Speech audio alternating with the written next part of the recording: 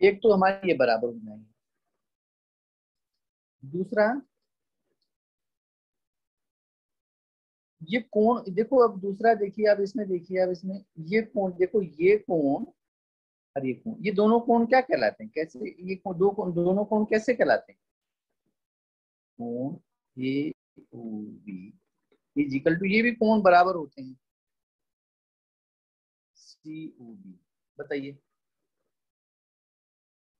जल्दी बताओ, इन दोनों को कोणों को क्या कहते हैं जो सिंगल वाले?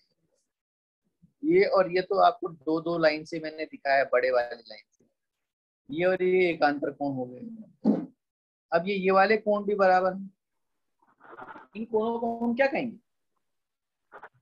ये तो आपको पता है, ये तो एकांतर कोण होते हैं, अल्टरनेट एंगल होते हैं। ये वाले कोण शीर्षाभिमुख कोण होते हैं, शीर्षाभिमुख कोण। इनको वर्टिकली अपोजिट एंगल, मतलब ये है कि अगर इस तरह से दो रेखाएं एक दूसरे को वर्टिकली काटें तो ये वाला कोण इसके बराबर और ये वाला कोण इसके बराबर होता है। इन कोणों को आपस में वर्टिकली अपोजिट कोण कहते हैं या शीर्षाभिमुख कोण कहते हैं। ये दूसरा कोण बराबर।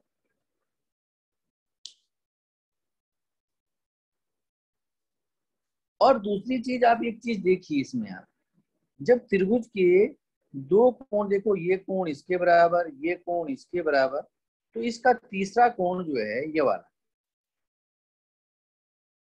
ये ऑलरेडी बराबर होता है। सो कोण O D C is equal to कोण ओ बी। ये दोनों कोण भी, ये कोण भी बराबर है, त्रिभुज के दो कोण बराबर हो गए।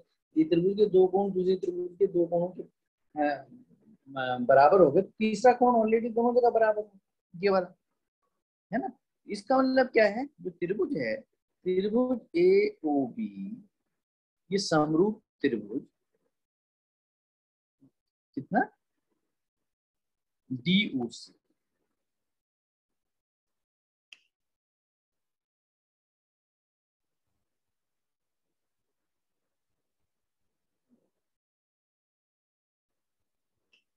ये दोनों कैसे त्रिभुज हो गए भाई? ये समरूप त्रिभुज। जब दो त्रिभुज समरूप होते हैं तो उनके क्या होते हैं, संगत भुजाओं का जो अनुपात होता है वो बराबर होता है। तो बस ओ ए बटा ओ सी देख लीजिए, ये वाला देखिए, संगत भुजाएं ये और ये हो जाएंगे, तो यहाँ पर ओ ई बटे ओ सी, ओ ए बटा ओ सी बराबर वही है ओ बी बटा। मेरी बात समझ गए? पहले जब हमने ऊपर वाले त्रिभुज ए ओ ए वाली भुजा ऊपर वाले त्रिभुज में ली हमने ये वाली, तो इसके बाद त्रिभुज की दूसरी भुजा ये बट्टे में करा दूसरी त्रिभुज की। और उसी प्रकार, क्योंकि हमने पहले ऊपर वाले त्रिभुज में त्रिभुज ओ ए बी में ओ ए भुजा ली थी, इसलिए आपकी बार भी क्या करना पड़ेगा, ऊपर वाले त्रिभुज से दूसरी भुजा, इसलिए O B is equal to O B. बस यही प्रूफ, बस यही प्रूफ, ये नहीं। तो इस तरह से जो है सब समरूपता हम प्रूव कर देते हैं। तो समरूपता प्रूफ, तीनों कोण बराबर कर दिए तो समरूप हो गए, तीनों कोण बराबर है। जब समरूप दो त्रिभुज समरूप होते हैं तो उनकी संगत भुजाएं वो क्या होती हैं, संगत भुजाओं का अनुपात हमेशा क्या होता है, बराबर होता है। अनुपात ओ ए अपॉन ओ सी, मतलब ओ ए अनुपात ओ सी, और O B upon O D मतलब ओ बी अनुपात ओ डी। अनुपात को बटे में भी लिखा जा सकता है। अनुपात के लिए हमेशा किस चीज का प्रयोग किया जाता है, अनुपात के लिए कौन से चिन्ह का प्रयोग किया जाता है, बोलो? अनुपात के लिए कौन सा चिन्ह, दो दो पॉइंट लगाते हैं ऐसे, ये और ये बटे की तरह भी लिख सकते हैं। तो इस तरह से भाई इन क्वेश्चनों को प्रूव करने हमारे को क्वेश्चन आना चाहिए। ध्यान से इसी तरह के क्वेश्चन आते हैं, ध्यान से देखिए। क्वेश्चन नंबर 2 उतार दिया सब लोगों ने? रानी के यहाँ नेटवर्क कम रहता है बेटा, इसलिए आपका जो है हट जाता है तुम्हारा नेटवर्क।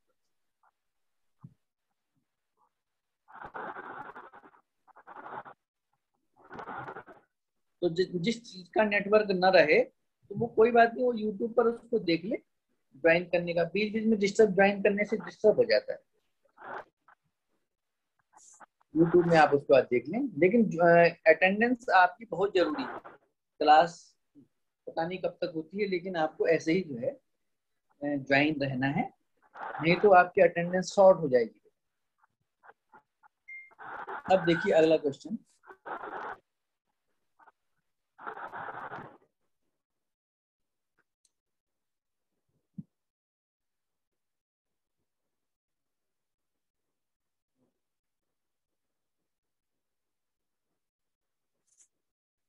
क्वेश्चन है ये,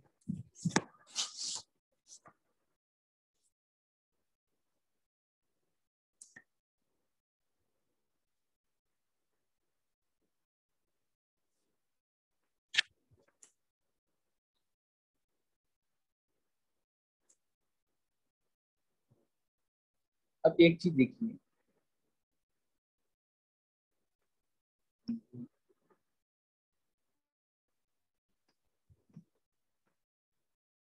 दिए गए चित्र में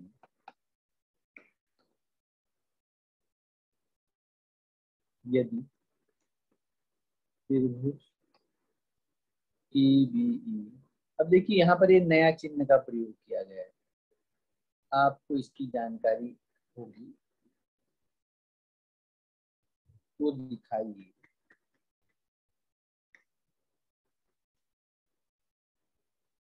त्रिभुज ADE, त्रिभुज EB, यहाँ पर देखिए चित्र आपका ये नहीं।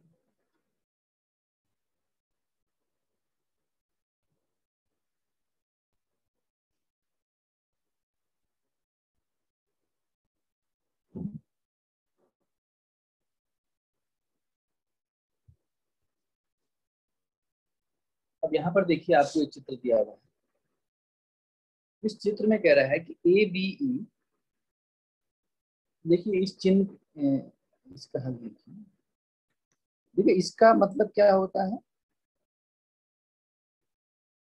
सर्वांग सम, और इसका मतलब होता है समरूप। देखो सर्वांग और समरूप में एक अंतर होता है।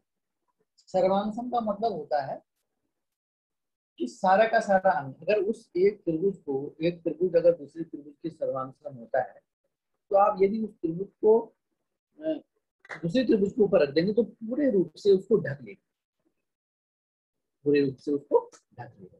जबकि समरूप में ढक भी सकता है और नहीं भी ढक सकता, बड़ा, ठीक है ना। लेकिन सर्वांग हमेशा ही जो है उसको ढकेगा, ऑलवेज, पूर्ण रूप से बराबर, बराबर साइज का फोटो किसी भी चीज का जो एक दूसरे को रख दें तो पूरी तरह से ढक जाएगा, तो उसे हम जो है सर्वांग। अब इसमें देखिए, देख कोई भी त्रिभुज है, वो त्रिभुज को हम बड़ा बड़ा करते हैं, बिल्कुल समान अनुपात में बढ़ा दें या समान अनुपात में छोटा करें, या किसी व्यक्ति की फोटो को उसको बड़ी फोटो बना दें, छोटी फोटो बना दें, तो वो समरूप के है।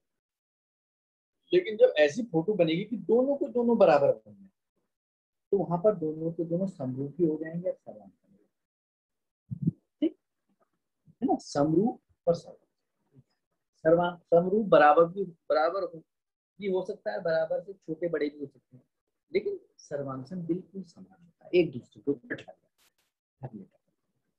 यहाँ पर ये चीज देखिए, इसमें ये कह रहा है कि ABE, ABE ये सर्वांचल त्रिभुज ACD।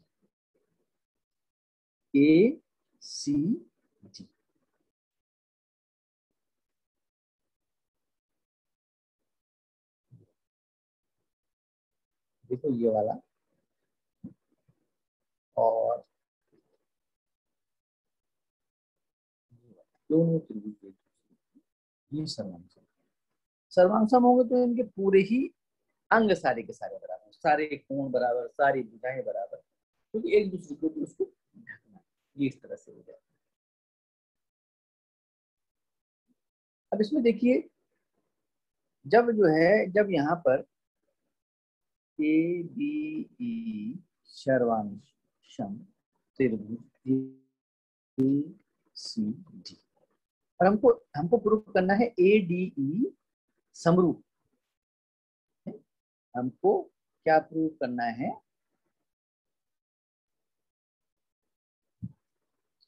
ए डी ई ये समरूप होगा बोला इसके A B C, A B C, A B C की।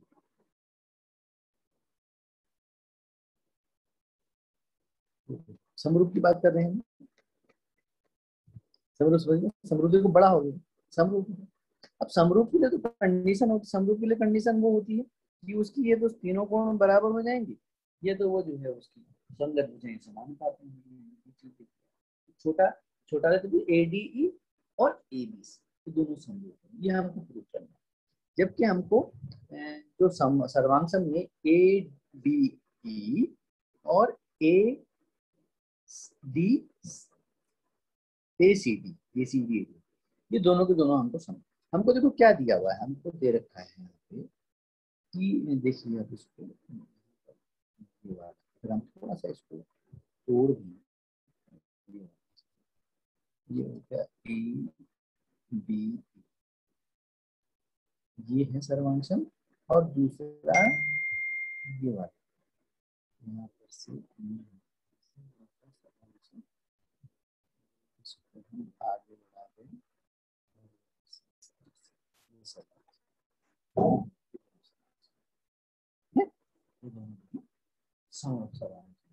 अब देखिए कैसे इसमें जब ये दोनों सर्वांशम हो जाएंगे, सर्वांशम हो जाएंगे तो ए बी बराबर, यहाँ पर सी कर दीजिए, ए बी बराबर ए सी, भुजाएं बराबर, और ए जो है वो किसके बराबर हो जाएगी, ए डी के बराबर हो जाएगी। समझ रहे हो ना, देखो बराबर है, ये बड़ी भुजा है, बड़ी भुजा इस तरह, ये वाली छोटी भुजा है, तो छोटी भुजा। दोनों त्रिभुजों में देखिए, पहले ये वाला त्रिभुज है, फिर ये वाला त्रिभुज, ये वाला त्रिभुज और ये वाला त्रिभुज, ठीक है। ये वाला ये वाली भुजा, देखो ये वाली इसके लिए भुजा चली जाएगी, ये वाली इसके लिए भुजा चली जाएगी, ये दोनों भुजाएं ये बराबर है। दूसरी ये बड़ी वाली पूरी ये वाली, ये चीज इसका मतलब तीसरी भुजा भी बराबर हो जाएगी।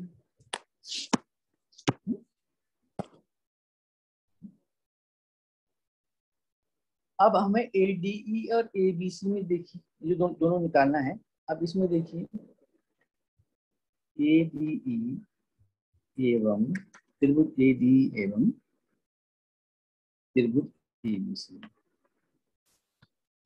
ए डी ई और ए B C, A D E और ए बी सी, इसमें देखिए आप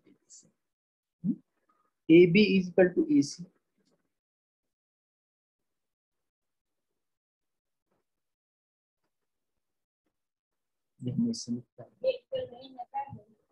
निकाल दूसरा ए ई बराबर ए डी, ये भी दिया हुआ है गिवन है।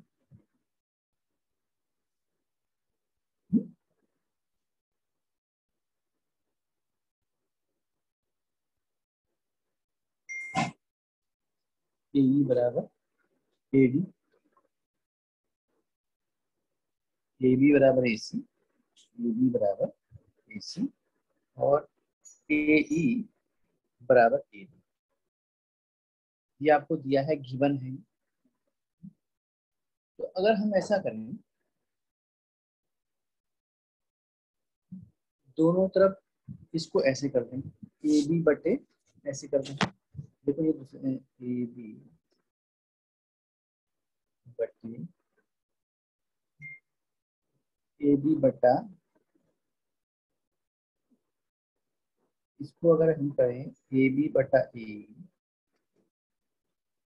बराबर ए सी बटा ए डी, डिवीजन करते हैं इसको, अनुपात हो गया, देखिए ए बी बटा ए। अब देखिए ए बी बटा ए, ए बी बटा ए, देखिए पहले त्रिभुज के लिए कर दिए हैं। तो ए सी बटा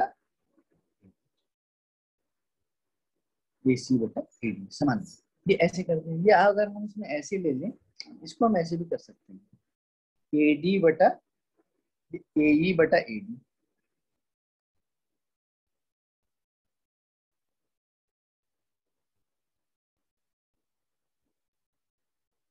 ए ई बटा ए डी इजिकल, देखो ए ई को यहाँ ले जाएंगे, ए सी को नीचे ले जाना पड़ेगा।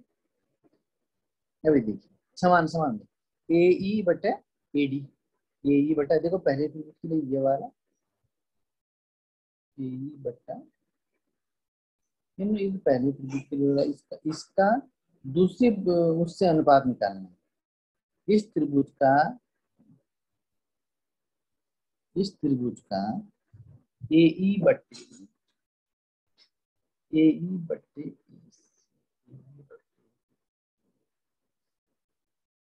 देखो यहाँ पे देखो ध्यान से देखो, ए बी बटा ए सी बराबर या ए ई बटा ए डी।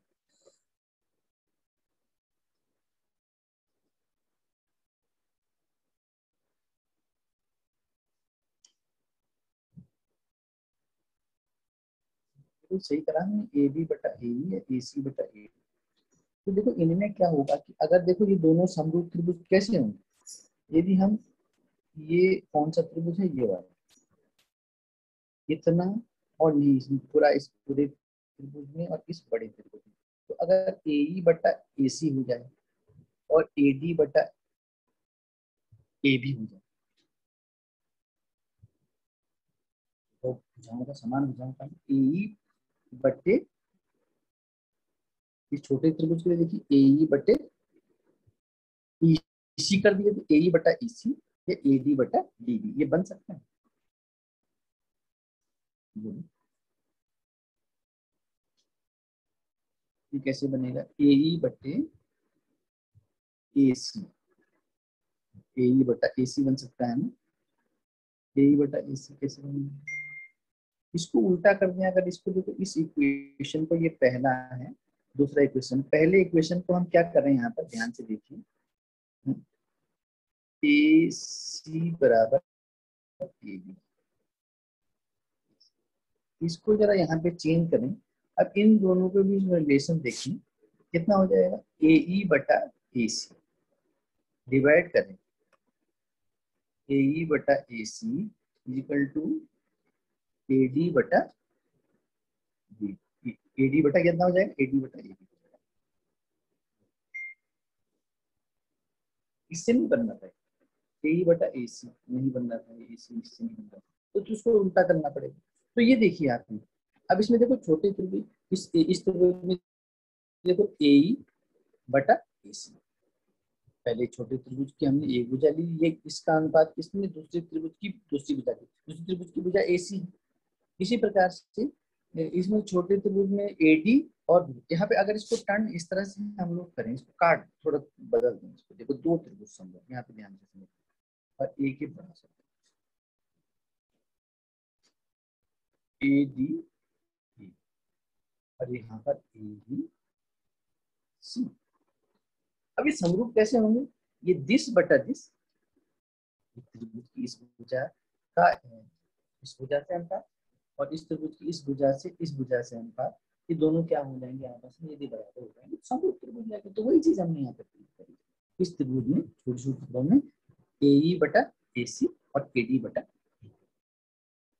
ये निकाला, तो ये क्या हो जाएगा, त्रिभुज त्रिभुज कौन कौन से, इसलिए त्रिभुज ए डी ई समरूप त्रिभुज।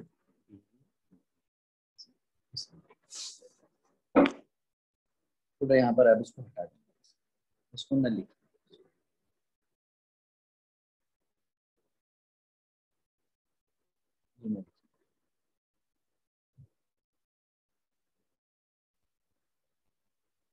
ये थर्ड इक्वेशन किससे बनाएंगे ना, थर्ड इससे बनाएंगे, थर्ड किससे बनाएंगे आपने, थर्ड इससे बनाएंगे, ये थर्ड इसको बना दें, AC बराबर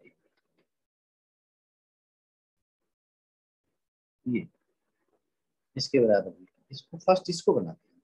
अब इसको यहाँ से हटाएंगे, एग्जाम में इसको काट भी सकते हैं, इतना कोई दिक्कत की बात नहीं। यहाँ पर आपको अगर नहीं समझ में आ रहा है तो आप यहाँ पर ये कौन सा है ये हटा दें। यहाँ पर किससे करा है इसको आपने, इसको हटा दीजिए, फिर इसको इससे हमने ये बना दिया तो 1 डिवाइडेड बाई AC बटा AE बटा AC, कोई भी लिख दीजिए AC बटा, अगर ऐसे भी करेंगे आप इसको, ये तो इसको ऐसे करें आप या ऐसा करें, इसको ऐसे भी कर सकते हैं। AC बटा AE बराबर AB बटा AE, तब भी ऐसे तभी समरूप हो जाएंगे, ये आएगी AC बटा AE is equal to AB upon AE। ये ऐसा कर लिखिए या कुछ भी लिख सकते हैं, क्या ये लिखिए ये लिखिए, बस इसके बाएं पक्ष को बाएं पक्ष से भाग, दाएं पक्ष को दाएं पक्ष से, तो इस तरह से ये समरूप त्रिभुज हो जाता है। समझ लो, अलग अलग तोड़ के भी आप इसको कर सकते हैं, पहले भी आप ऐसे कर सकते हो, उसको अलग लिख कर सकते हैं। सर्वांग का मतलब सारी भुजाएं बराबर, और समरूप का मतलब एक त्रिभुज की एक भुजा का अनुपात दूसरी त्रिभुज की संलग्न भुजाओं का अनुपात हमेशा बराबर है। ये तीनों कोण बराबर है, तीनों कोण भी, तो अब इसमें तीनों कोण ऑलरेडी बराबर, सब कोण तीनों के तीनों बराबर, अनेक तरह से करते। ये भी देखिए, अब ये पैरेलल, अगर ये लाइन अगर पैरेलल है तो पैरेलल लाइन से भी प्रूव कर सकते हैं, इसके सारे एंगल बराबर है। ये पैरेलल लाइन है तो ये लाइन जाती है, तो ये वाला एंगल, ये वाला एंगल कौन सा, ये वाला एंगल, ये वाला, इसको इसको संलग्न कोण, एक ही तरफ के कोण है ना, इस देखो ये वाला कोण, ये वाला कोण, ये समांतर, तो जब दो कोण बराबर होंगे तो तीसरा कोण ऑलरेडी बराबर है, ये कोण कॉमन है, तो ये जो है समरूप। यहाँ पर ये चीज हमको ध्यान रखनी है कि समरूप और सर्वांग क्षमता में थोड़ा सा आप ध्यान से अलग अलग चित्र बना के कर सकते हैं, समझने के लिए रफ कॉपी में बना सकते हैं, अलग अलग चित्र बनाए, उसके बाद प्रूफ कर दिया। हमको यहाँ पर ही ध्यान निकालना, इसको निकालना था हमको, है ना, हमको निकालना था समरूप है, तो अब इन दोनों त्रिभुजों को हमने अलग बना दिया। अब अलग बनाने की कंडीशन लिख दी कि क्या आना चाहिए, AC बटा AE। अब ऊपर की दोनों हमारी इक्वेशन दे रखी थी, ये गिवन है, ये हमको दिया है ऊपर से, यहाँ से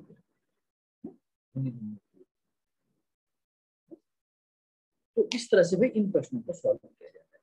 तो इस तरह के अगर प्रश्न आप आएंगे तो आसान है कि आप इनको कर लेंगे,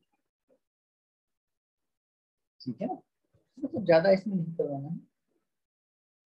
इन दोनों को रिवीजन कीजिए, और रिवीजन करने के बाद घर में रिवीजन करेंगे तो आपकी समझ में आ जाएगा किस तरह से हमको इनको निकालना है ना। थोड़ा यहाँ पे सर्वांग क्षमता का कॉन्सेप्ट भी आपके पास आ गया, सर्वांग सम कौन सा, सर्वांग सम समरूप में थोड़ा सा ये अंतर देखिए, मैं फिर बता रहा हूँ आपको, सर्वांग सम का मतलब सारे के सारे अंक, सारे कोण अंक बराबर, एक त्रिभुज के साथ तीनों कोण, दूसरी त्रिभुज के तीनों कोणों के बराबर, तीनों भुजाएं दूसरी त्रिभुज की तीनों भुजाओं के बराबर। सर्वांग सम का मतलब पूर्ण रूप से समान बराबर, यदि एक के ऊपर दूसरा रखेंगे तो बिल्कुल ढक दे, जैसे एक हथेली के ऊपर दूसरी हथेली रखेंगे तो ऊपर से देखने पर वो ढक दे, ये चीज सर्वांग सम। एक कॉपी का पेज दूसरी कॉपी के पेज के ऊपर रख दे तो वो घट जाता है, वो ढक देता है बराबर, तो वो क्या होता है समरूप होता है, अनुपात भुजाओं का। किसी व्यक्ति मकान है, कोई मकान है, मकान का हम बड़ा फोटो बनाए, छोटे फोटो, किसी एक मकान का ये मकान, और वो समरूप है, समान रूप से उनके लिए समान रूप से तो गोला है, गोला छोटा, गोला बड़ा, गोला बड़ा, तो समरूप कर जाएंगे समरूप। अब सर्वांग सबको बोलेंगे, छोटा करते करते करते एक गोला दूसरे को, तो बोले सर्वांशम त्रिभुज समरूप भी, प्रत्येक जो सर्वांशम त्रिभुज होता है वो समरूप, लेकिन प्रत्येक समरूप त्रिभुज समरूपता में तो बड़ा सर्वांशम, सर्वांशम ऐसे समरूप भी है, लेकिन समरूप सभी समरूप सर्वांशम, वही समरूप सर्वांशम होता है जो बराबर, तो बस मैं इनको इसी प्रकार से रिवीजन कीजिए, और रिवीजन करने के बाद जो है जहाँ पर समझ में नहीं आएगा तो पूछ सकते हो। ठीक है, आज की क्लास कितनी है, धन्यवाद। चलो।